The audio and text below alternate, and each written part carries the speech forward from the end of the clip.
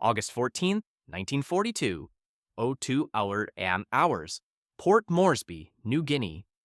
The air in the hangar is a thick, humid soup, smelling of high-octane fuel and scorched metal. Outside, the jungle breathes a cacophony of insects and the distant, rhythmic thud of Japanese artillery across the Owen Stanley Range. Inside, the blue hiss of an acetylene torch cuts the darkness. Major Paul Irving Pappy Gunn stands over the disassembled nose of a B-25 Mitchell bomber. Around him lie piles of unserviceable Von 50 caliber machine guns salvaged from wrecked fighters. According to the United States Army Air Force's technical orders, what Gunn is doing is a court-martial offense. He is cutting through the structural bulkheads of a medium bomber to cram 4 heavy machine guns where a plexiglass bombardier station should be.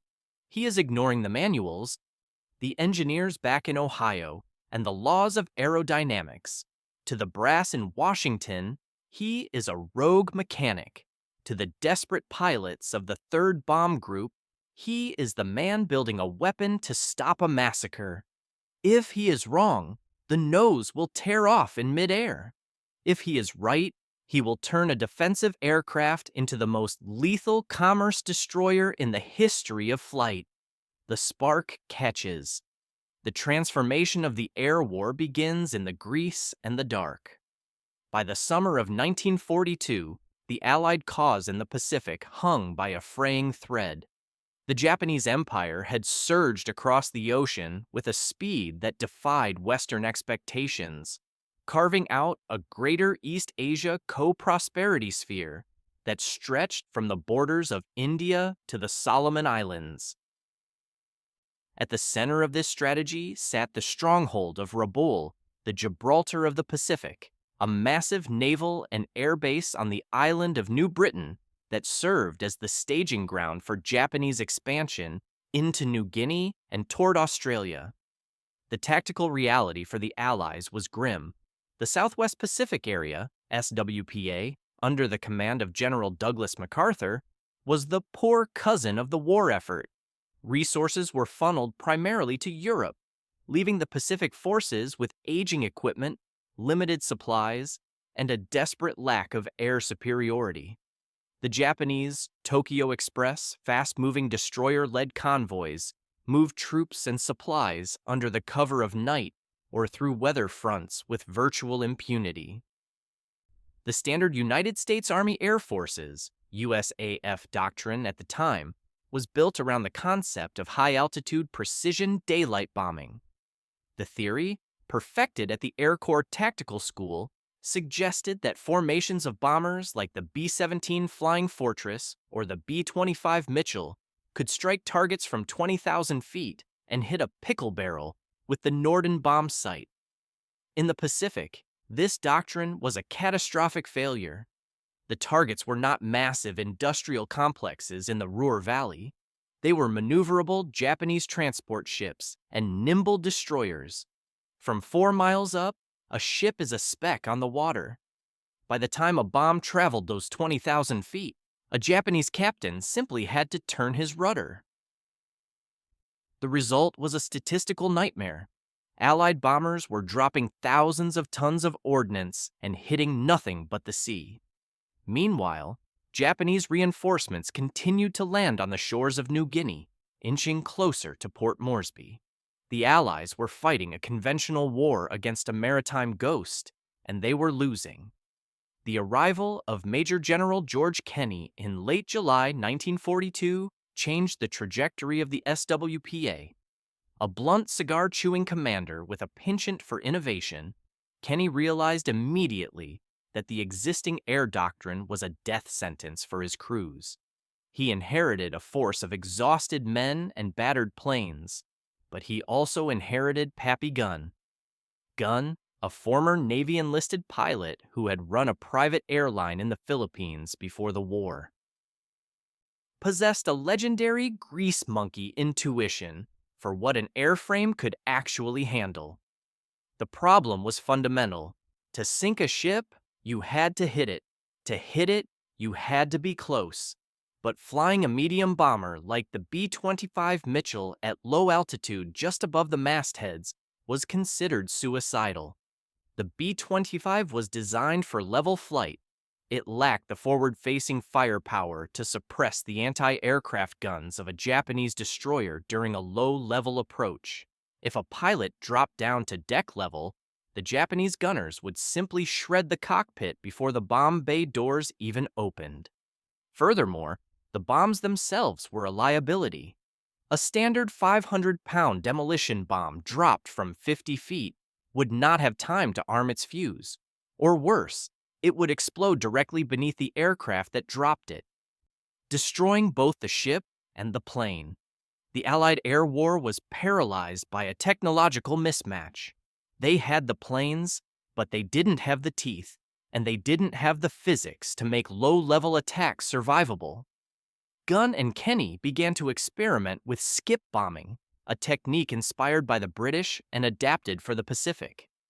The idea was to drop a bomb with a delayed action fuse so that it would skip across the surface of the water like a stone, slamming into the side of a ship at the waterline. But for skip bombing to work, the B-25 needed to survive the approach.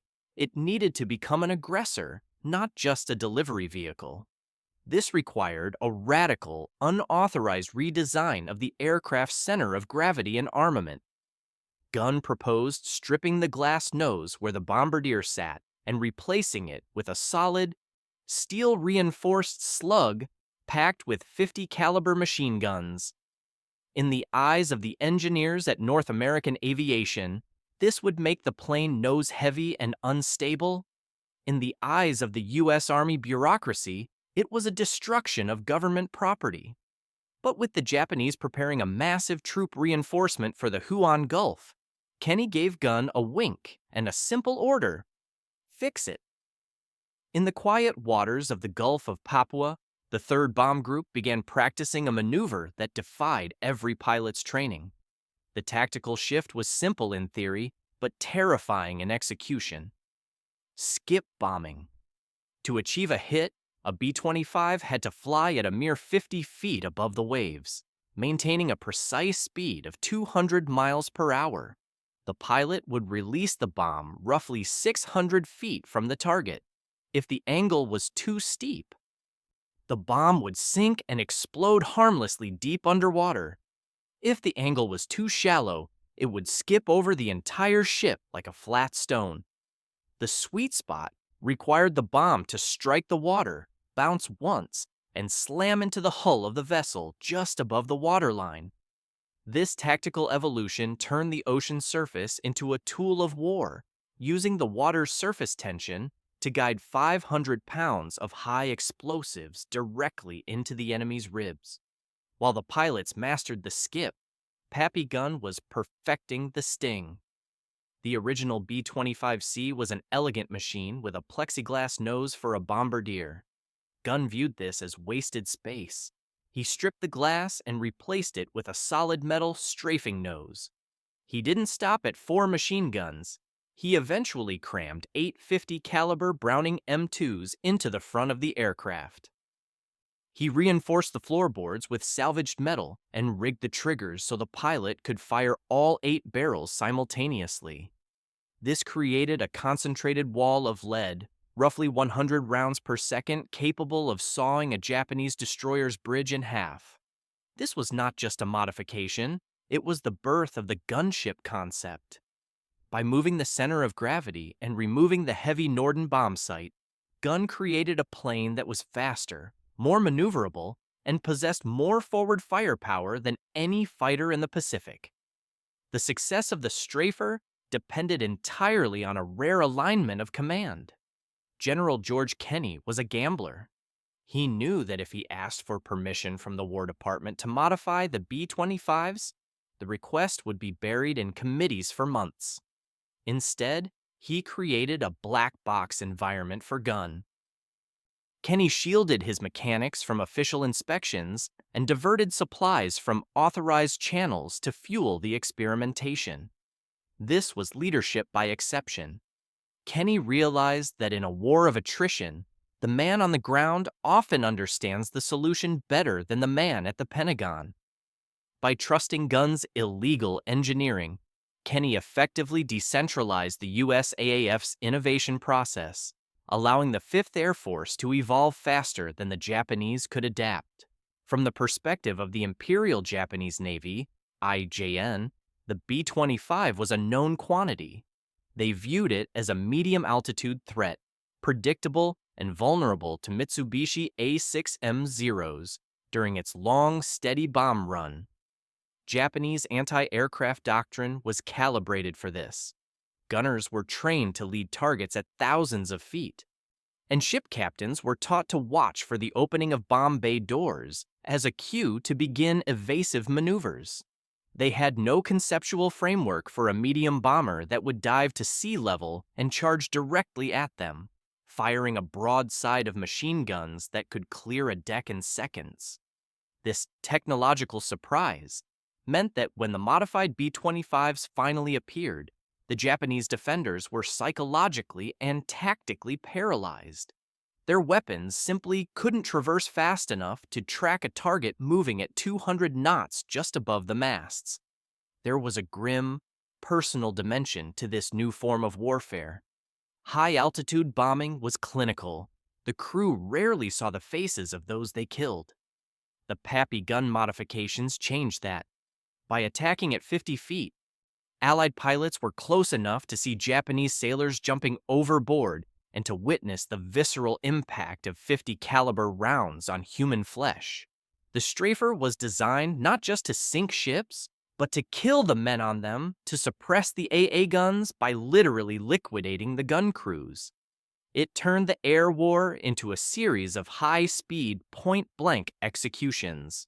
For the crews of the 3rd Bomb Group, the war became an intimate, terrifyingly visual experience, stripping away the detachment of traditional aerial combat.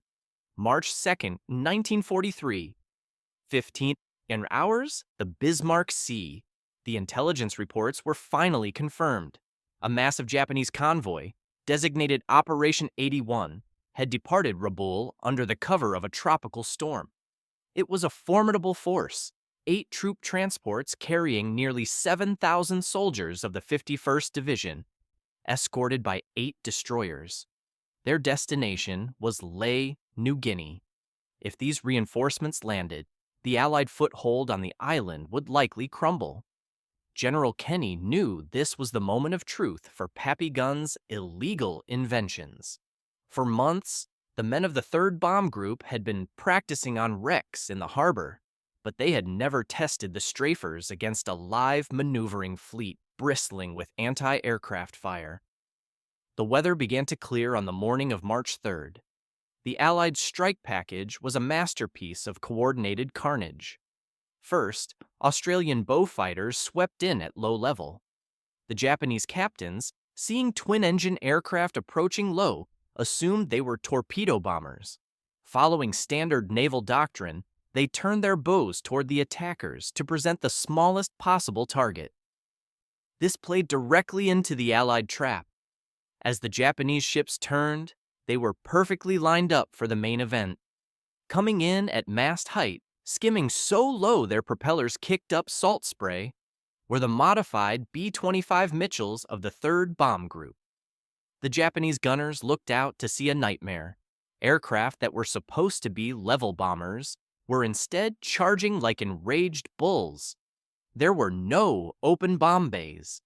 Instead, the solid metal noses of the B-25s erupted in a continuous blinding flash of muzzle blasts. Each B-25 was now a flying machine gun battery. The concentrated fire of 8 50 caliber guns tore through the thin steel of the transport ships like paper. Bridge crews were liquefied in seconds. Anti-aircraft nests were silenced before they could fire a single shot. The strafing was so intense that Japanese survivors later reported thinking they were being attacked by a new type of super heavy fighter. With the Japanese decks cleared of defenders and the ship's command structures in chaos, the B-25s began the skip. The physics of the attack were as violent as they were precise. As the B-25s roared over the waves, the pilots waited until the silhouette of a Japanese transport filled their entire windscreen. At a distance of less than 300 feet point-blank range for an aircraft, the pilots toggled the bomb releases.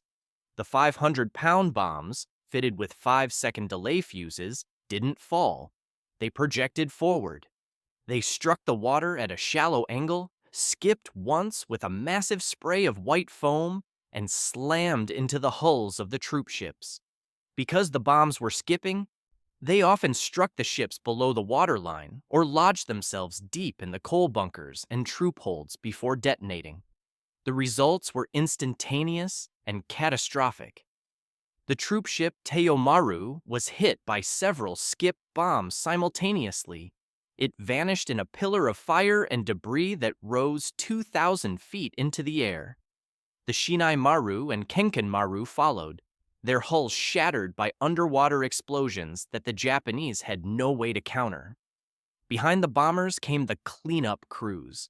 As the transports listed and sank, the B-25s circled back, using their forward-facing firepower to suppress the escorting destroyers. One destroyer, the Arashio, was hit by a skip bomb that blew a hole in its stern, sending it spinning into a collision with the troop ship it was supposed to protect. Another, the Shirayuki, had its bridge completely erased by a single strafing pass, killing the squadron commander and the ship's captain instantly. The sky over the Bismarck Sea was a chaotic tapestry of smoke trails, tracer fire, and the debris of an empire. In less than 20 minutes of engagement, the Pappy gun modifications had achieved what months of high-altitude bombing could not. The Japanese convoy was no longer a military formation. It was a collection of burning pyres. Of the 8 troop transports, all 8 were sunk. Of the 8 destroyers, 4 were sent to the bottom. Nearly 3,000 Japanese soldiers and sailors perished in the initial surface action. The reinforcements for Leh never arrived. The myth of the Japanese Tokyo Express was shattered not by a fleet of battleships, but by a handful of medium bombers modified by a man who refused to follow the rules. The smoke clearing over the Bismarck Sea revealed a tactical slaughter of unprecedented proportions.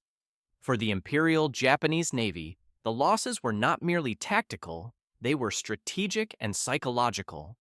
The official records of the IJN would later describe the Battle of the Bismarck Sea as a disaster of the first magnitude. Of the 6,900 troops intended to bolster the defense of New Guinea, barely 1,700 survived to be pulled from the water, and they arrived at their destination without weapons, equipment, or medical supplies. The immediate tactical consequence was the total isolation of Japanese land forces in the Huon Gulf. The Japanese High Command, terrified by the low-level monsters, issued a desperate directive. No further large-scale convoys were to be sent into the reach of Allied land-based air power. This forced the Japanese to rely on ant transportation submarines and small barges moving under the cover of night along the coastline. This logistical strangulation effectively ended any hope of a Japanese offensive in New Guinea. The butcher's bill for the Allied side was staggeringly low. General Kenny's 5th Air Force had lost just a handful of aircraft, 2 bombers and 3 fighters. The ratio of casualties was roughly 100 to 1. This disparity was the direct result of the strafing nose modification. By suppressing the enemy's anti-aircraft fire with a wall of 50 caliber lead, Pappy Gun had created a defensive shield made of offensive firepower. The rules of air-to-sea engagement had been rewritten.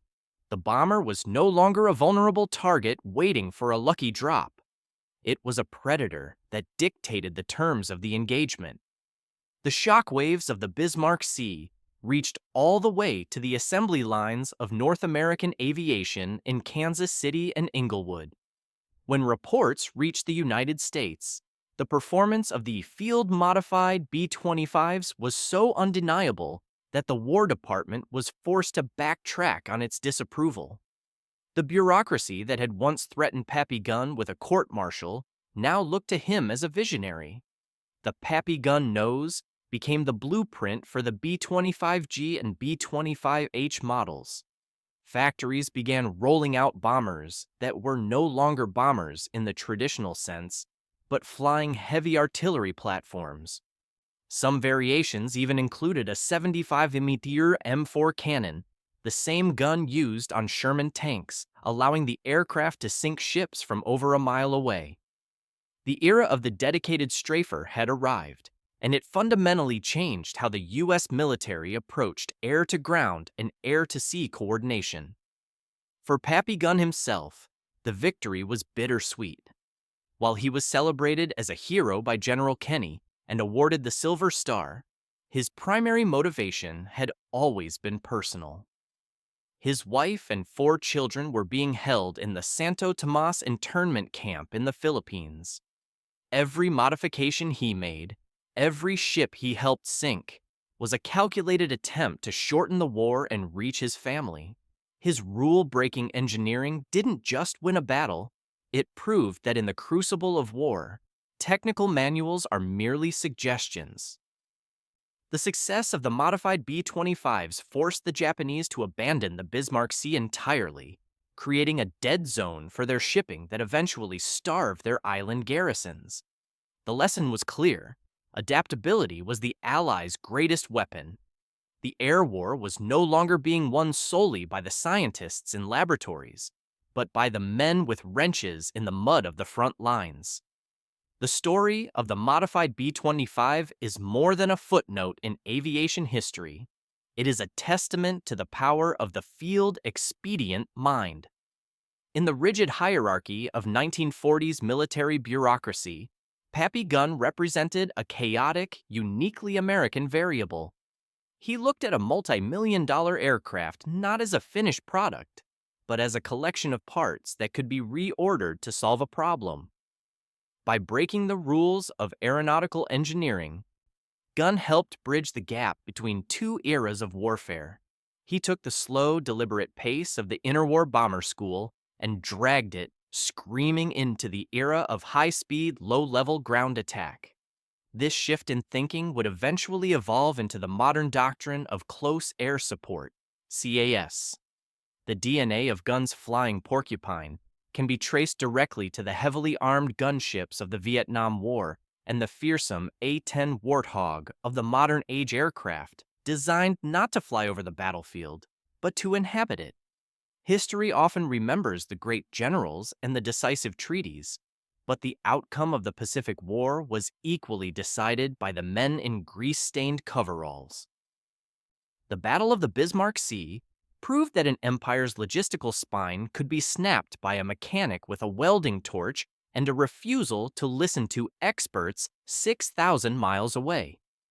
In early 1945, when the Allies finally liberated the Santo Tomas internment camp, Pappy Gunn was there to reunite with his family.